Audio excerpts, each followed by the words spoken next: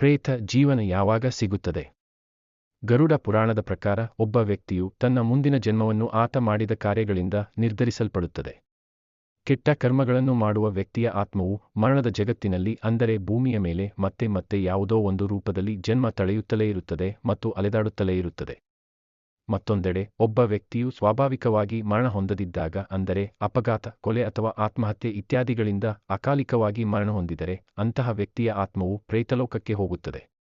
ಸಾವಿನ ನಂತರ ಗರುಡ ಪುರಾಣವನ್ನು ಏಕೆ ಓದಲಾಗುತ್ತದೆ? ನಂಬಿಕೆಗಳ ಪ್ರಕಾರ ಸತ್ತವರ ಆತ್ಮಕ್ಕೆ ಶಾಂತಿಗಾಗಿ ಗರುಡ ಪುರಾಣವನ್ನು ಪಠಿಸಲಾಗುತ್ತದೆ. ಯಾರಾದರೂ ಸತ್ತ ನಂತರ 12 ರಿಂದ 13 ದಿನಗಳವರೆಗೆ ಮನೆಯಲ್ಲಿ ಗರುಡ ಪುರಾಣವನ್ನು ಪಠಿಸುವ ನಿಬಂಧನೆ ಇದೆ. ಆದಾಗ್ಯೂ ಇಂದಿನ ಕಾಲದಲ್ಲಿ ನಾವು ಈ ಪದ್ಧತಿಯನ್ನು ಶಕ್ತಿಯಾಗಿಯೂ ನೋಡಬಹುದು. ಕುಟುಂಬದಲ್ಲಿ ಯಾರಾದರೂ ಸತ್ತರೆ ಆ ಮನೆಯ ಸದಸ್ಯರು ಕುಸಿದು ಬೀಳುತ್ತಾರೆ.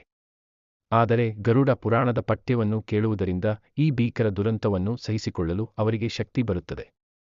ಗರುಡ ಪುರಾಣದ ಸಾರವೇನೆಂದರೆ, ಒಬ್ಬ ವ್ಯಕ್ತಿಯು ತನ್ನ ಜೀವನದಲ್ಲಿ ಯಾವುದೇ ಸಂದರ್ಭದಲ್ಲೂ ಒಳ್ಳೆಯ ಕಾರ್ಯಗಳನ್ನು ಮಾಡುವುದನ್ನು ನಿಲ್ಲಿಸಬಾರದು.